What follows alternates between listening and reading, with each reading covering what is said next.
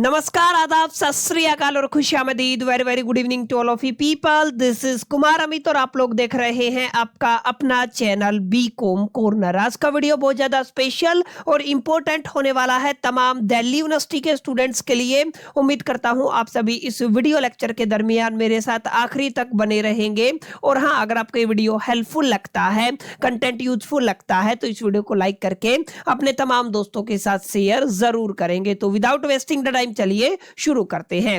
My dear friends, जैसा कि आप सभी जानते हैं, रिसेंटली दिल्ली यूनिवर्सिटी की तरफ से आपके तमाम पॉपुलर कोर्सेज का रिजल्ट डिक्लेयर कर दिया गया है। अब ये जो रिजल्ट है रेगुलर वाले बच्चों का अनाउंस किया गया है, ये जो रिजल्ट है आपके एनसी वेब वाले बच्चों का अनाउंस किया गया है। चाहे आपका ताल्लुक आर्ट्स बैकग्राउंड से रहा हो, चाहे आप लोगों का बैकग्राउंड कॉमर्स हो, चाहे आप लोगों का साइंस बैकग्राउंड हो, माने तीनों ही स्ट्रीम के अंदर रेगुलर और एनसी वेब के रिजल्ट दिल्ली यूनिवर्सिटी की तरफ से सेमेस्टर 1, 3 और 5 के लिए डिक्लेयर कर दिए गए हैं। तो ऑब्वियस सी बात है, काफी ऐसे बच्चे हैं जो रिजल्ट को लेकर के सेटिस्फाई नहीं है, माने आपका जो रिजल्ट है आपकी एक्सपेक्टेशन के अकॉर्डिंग नहीं आया। ऐसे में बच्चे काफी परेशान है, वो जानना चाहते हैं दिल्ली यूनिवर्सिटी के अंदर सर एग्जैक्टली हमारा रीचेकिंग का क्या प्रोसेस होने वाला है और रीवैल्यूएशन का प्रोसेस क्या होने वाला है 2026 के अंदर। तो जो पिछले साल आपके रीचेकिंग और रिवैल्यूएशन का प्रोसेस था, उसके अंदर काफी तब्दीली, बदलाव और चेंजेस कर दिए गए हैं।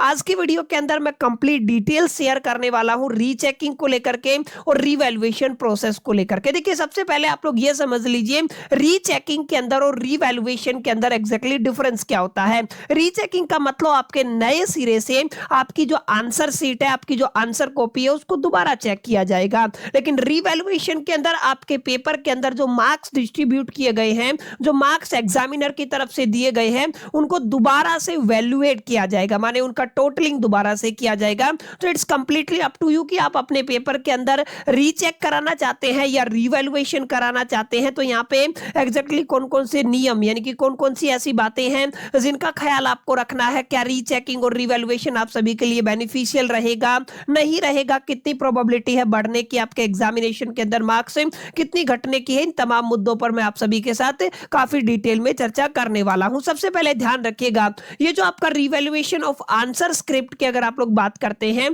तो ये सारे पॉइंट्स है ना आप सभी के लिए रिवैल्यूएशन के लिए भी लागू होने वाले हैं और रीचेकिंग के लिए भी लागू होने वाले हैं। तो कुछ कुछ बातें हैं जिनका ख्याल आपको रखना है। Candidate seeking revaluation are advised to go through these rules and regulation before they apply for the revaluation. माने आप रिवैल्यूएशन अगर करवाना चाहते हैं तो ये कुछ 4-5 नियम दिए गए हैं, कुछ नियम है जिनको आपको गो थ्रू करना है। सबसे पहले तो ये बताया गया है, आप जब एप्लीकेशन करते हैं रिवैल्यूएशन के लिए, तो वो वाला एप्लीकेशन कैंडिडेट खुद करेगा, अपने हैंड रिटन एप्लीकेशन को सबमिट करेगा। उसके बिहाफ पे कोई और कैंडिडेट, यानी कि एक कैंडिडेट के बिहाफ पे कोई दूसरा एप्लीकेशन रेज नहीं कर सकता है। ये पहले नियम पे लिखा हुआ है, क्लियर, ये आपको थोड़ा ध्यान में रखना है। इसके अलावा जो रिवैल्यूएशन और रीचेकिंग अलाउ किया गया है, वो केवल थ्योरी पेपर के अंदर अलाउ किया गया है, और वो भी कहां पे, नॉन प्रोफेशनल कोर्सेज के अंदर। ये आपको थोड़ा ध्यान में रखना है, यानी कि केवल थ्योरी पेपर के अंदर आप लोग रीचेक और रिवैल्यूएट कर पाएंगे, और यहाँ पे वो भी क्या होना चाहिए, नॉन प्रोफेशनल कोर्स का सब्जेक्ट होना चाहिए। इसके अलावा अगर आप लोग देखेंगे, select the paper carefully in which you wish to seek revaluation, माने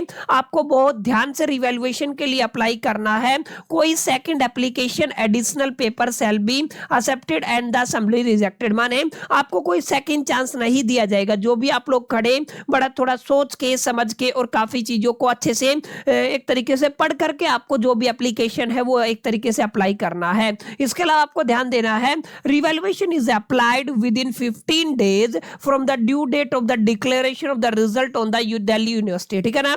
यानी आपको ध्यान में रखना है, जो रिवैल्यूएशन है वो अप्लाइड हो जाता है within the 15 days from the due date of the declaration of the result, ठीक है। तो कुछ नियम है जो रिवैल्यूएशन के केस में भी और रीचेकिंग के केस में भी ऑलमोस्ट सेम रहते हैं, जिनको आपको थोड़ा सा अच्छे से पढ़ लेना है। अगर आप लोग इन कंडीशंस के साथ सेटिस्फाई करते हैं, तो सबसे बड़ा सवाल आता है, सर डॉक्यूमेंट क्या क्या लगेगा। तो अगर आप लोग रिवैल्यूएशन या रीचेकिंग के लिए जाना चाहते हैं, तो दोनों ही केसेस में my dear friend document same ही लगने वाले हैं।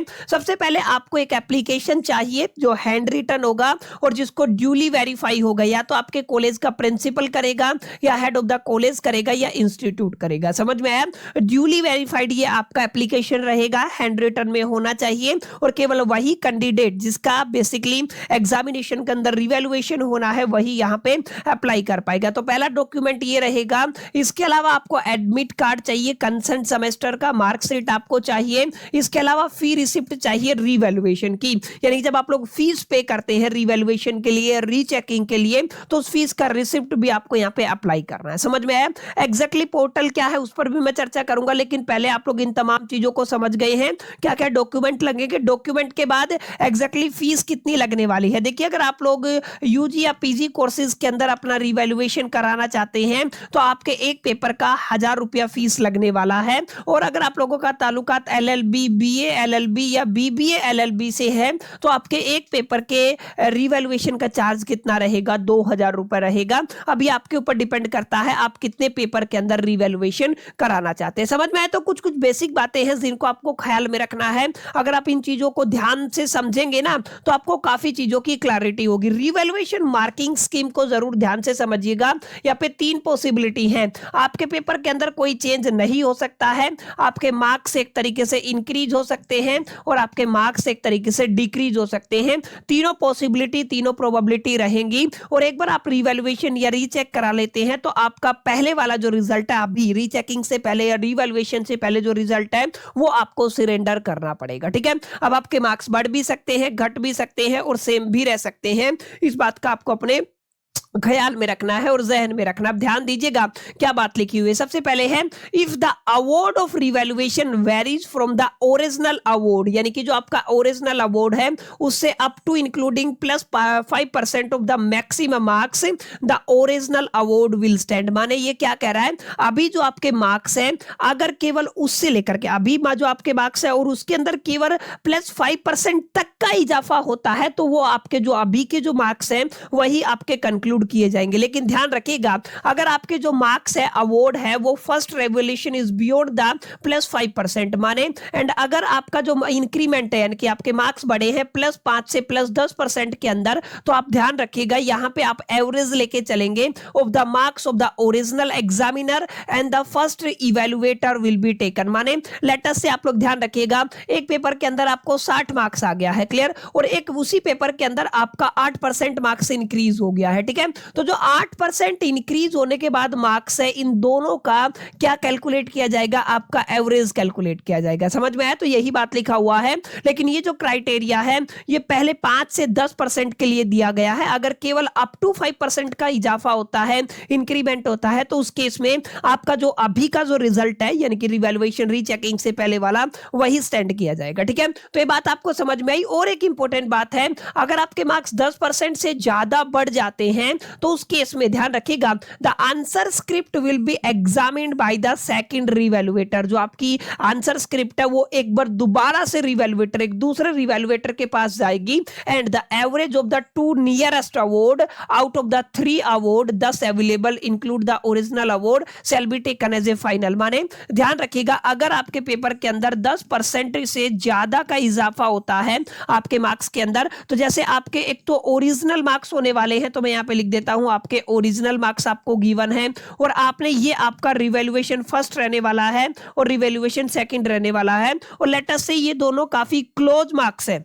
अगर आप लोग ध्यान देंगे ये आपके काफी क्लोज अगर मार्क्स है तो आप लोग क्या करेंगे, इनका एवरेज ले लेंगे। Are you getting my point. तो हम लोग क्या करने वाले हैं, इसका एवरेज लेने वाले हैं। ये नियम आपका यहाँ पे लिखा हुआ है और जैसा कि मैंने आपको बताया आपके original award will be treated as a surrender. आपका जो ओरिजिनल मार्क्स है वो सिरेंडर माने जाएंगे। ध्यान रखिएगा क्या माने जाएंगे, सिरेंडर माने जाएंगे। यहाँ पे चाहे आपके नो चेंज हो, चाहे आपके मार्क्स इंक्रीज हो, चाहे आपका रिजल्ट के अंदर मार्क्स डिक्रीज हो, समझ आए। तो ये काफी इंपॉर्टेंट बातें हैं जिनको आपको अपने ख्याल और जहन में रखना है। मैं एक बार थोड़ा सा शॉर्ट तरीके से समझा देता हूं। अगर आपके मार्क्स प्लस 5% तक बढ़ते हैं तो आपके ओरिजिनल मार्क्स को ही ट्रीट किया जाएगा। अगर आपके मार्क्स है प्लस 5% से लेकर के आपके 10% तक इंक्रीज होते हैं तो याद रखिएगा आपके ओरिजिनल प्लस में जो आपका इजाफा हुआ है दोनों का एवरेज लेके चलेंगे।